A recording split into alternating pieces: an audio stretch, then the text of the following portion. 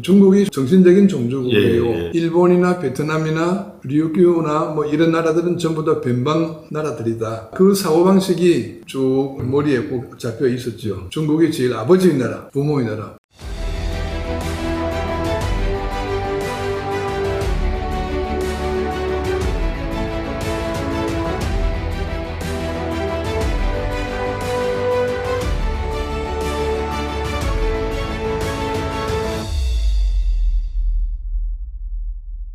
이사장님 안녕하세요. 안녕하십니까. 예, 지난주에 뵙고 또 일주일 만에 또 이렇게 뵙습니다. 일주일이 빠릅니다. 그러니까 세월도 너무 빠르고 세상에 영원한 건 없고. 맞습니다.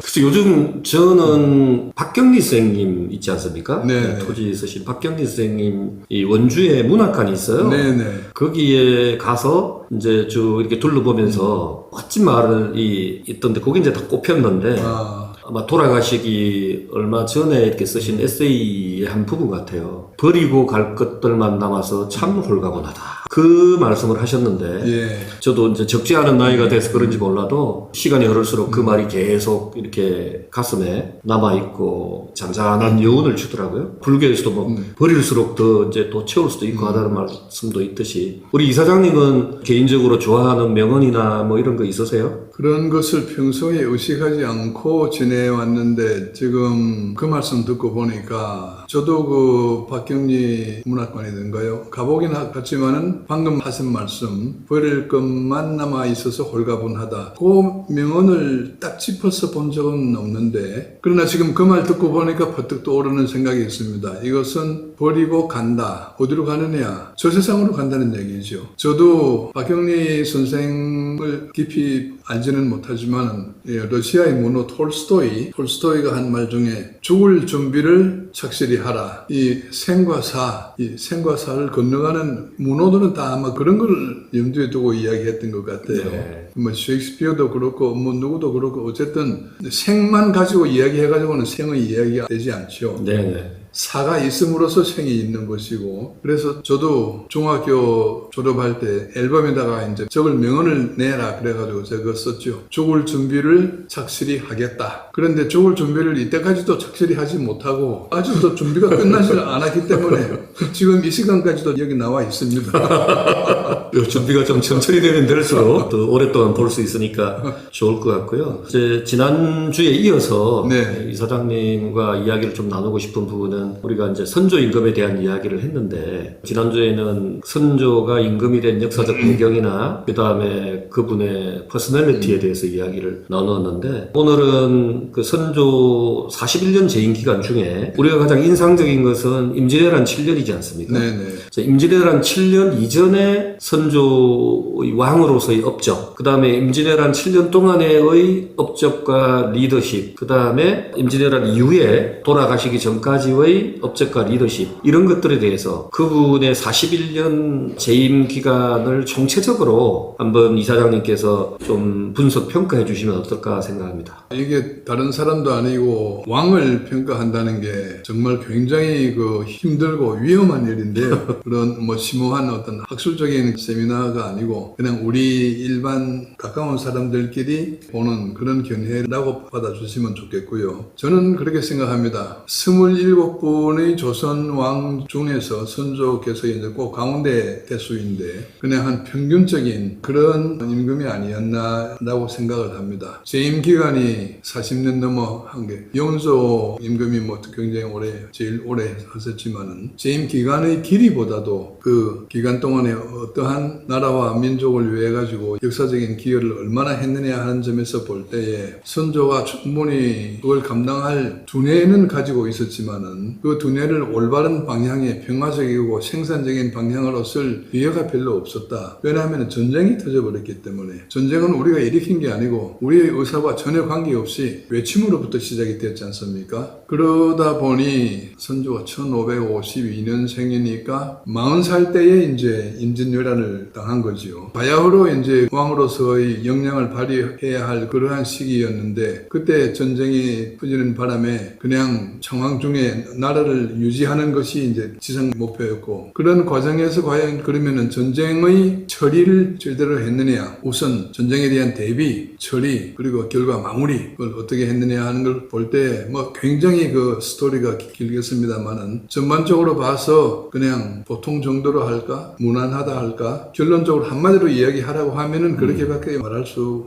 없을 것 같습니다. 그리고 그 선조 임금이 가지고 있었던 네. 우리가 이제 임진왜란 하면은 결국 이제 중국, 일본, 뭐 우리 조선 뭐 이렇게 생각을 할 수밖에 없는데, 선조 임금이 가지고 있었던 대중국관 그리고 대일본관 이런 것들은 어땠는지, 그것이 임진왜란 때에 미친 영향은 또 분명히 있었을 것 같은데 뭐 어떤 영향을 미쳤는지 그거 한번 궁금합니다. 지금 우리나라 현실에서도 중국에 너무 우선거린다, 또는 일본과 너무 척을 준다 하는 얘기들이 여당과 여당 사이에 오고 가고 있는데, 옛날에도 그랬고 옛날에는 오히려 더 했습니다. 왜냐하면은 조선시대를 쭉 통해가지고 주자학이 이제 제일 큰 원리였지 않습니까? 우주의 기본이 기냐 이냐, 이걸 가지고 이제 퇴계, 율곡 이런 분들끼리 서로 고담출론이 오고 가고 뭐 했는데, 이 모든 논의의 시발점이 어딘가 하면은 중국이거든요. 예. 선조도 학자는 아니지만은 내가 이 조정 신하들한테 꿀리지 않기 위해서는 이 주자학을 공부를 해야 된다, 많이 공부를 했거든요. 그래가지고 그런 많은 학자들과 맞짱 뜨고 할 정도였기 때문에 공부는 전부 중국에 대한 공부를 한 것이 다지요. 중국이 정신적인 종주국이에요. 예. 일본이나 베트남이나 류교나 뭐 이런 나라들은 전부 다 변방 나라들이다. 그 사고방식이 쭉 머리에 꼭 잡혀 있었죠. 중국이 제일 아버지의 나라, 부모의 나라. 그래서 임진왜란이 터졌을 때도 일본군이 조금만 더 한 발이라도 더 북상을 하면은 나는 압록강을 건너가겠다 하는 정도까지 이걸 마음을 먹었단 말입니다. 반대로 중국을 제외한 일본, 몽골, 여진족, 베트남, 뭐 조선도 포함해가지고 전부 다 이게 변방민족이다. 그런 사대적인 중국에 대한 사대주의, 또 주위 나라에 대한 폄하. 네, 그렇죠. 근데 이제 선조 임금이 임진왜란 이후에 사실은 우리 6.25도 마찬가지지만 전후 처리가 굉장히 중요하지 않습니까? 그렇죠. 전후 처리는 어떻게 좀 백성들도 다 힘들고 피폐하고 막 그랬는데, 전후 처리는 구체적으로 노력들을 좀 많이 했습니까? 전후 처리에서 구체적인 노력이라고 하면은 이제 파괴된 국가를 이제 재건하고 백성들을 구휼하고 하는 그런 문제가 되겠습니다만은, 물론 자기 나름대로 최선을 다해서 하기는 했는데, 그런데 기록상에 보면은 이제 논공행상,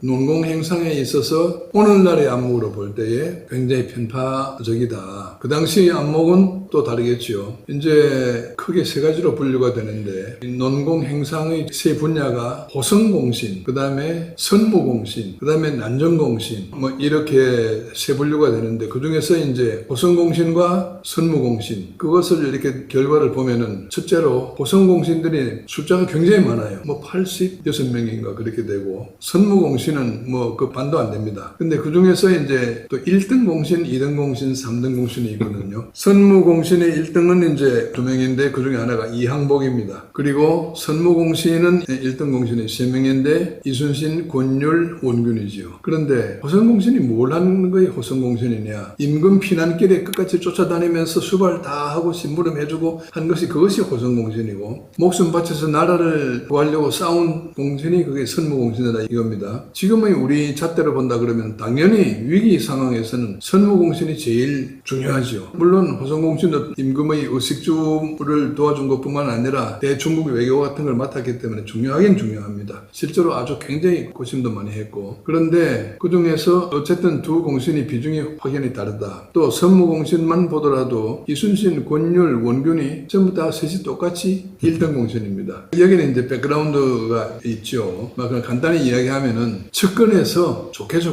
자꾸 이야기해주는 사람이 있으면은 유리하게 작용하는 것이고, 없으면은 불리한 겁니다. 그런 점에서 원균은 굉장히 유리했고 이순신은 굉장히 불리했습니다. 이순신은 유성룡이가 뒤에서 밀어주기는 밀어줬지만은 그것은 이제 잘 싸우라고 해가지고 이제 밀어준 것이지 출세하라고 밀어주는 건 아니었거든요. 그런데 원균은 자기 사돈인 윤두수, 윤군수 형제가 늘 왕의 측근에 있으면서, 윤두수는 나중에 영의정도 하고 윤군수는 이조판서도 했습니다. 늘 늘 왕의 측근이 있는 거죠. 우리 원균이 제일 훌륭하고 용감한 장수다 하는 것을 끊임없이 이야기를 했던 거죠. 근데 선조 임금은 윤군수, 윤두수에 대한 신뢰가 엄청나게 컸습니다. 왜냐? 종계 변무라고 들어보셨죠? 이게 중국에서 이제 중국 나름대로 역사서가 있는데 거기에 이제 조선에 대한 역사 기록이 있는데 조선을 건국한 이성계는 이 인임이라고 하는 역적의 후예로서 자기가 모시고 살던 고려 왕조의 마지막 왕, 공민왕, 우왕, 창왕, 공양왕을 다 죽이고 자기가 정권을 뺏은 역적이다. 이렇게 역사서에 기록이 되어 있는 겁니다. 이게 대중국의 역사서에 그렇게 조선 왕조의 선조 역사가 그렇게 기록이 되니 이건 야단이죠. 이걸 고쳐야 된다. 이거 잘못됐다. 실제로 좀 족보도 틀리고 하죠. 그런데 이걸 고치는 거를 태조는 물론이고 태종도 못하고 세종대왕도 못하고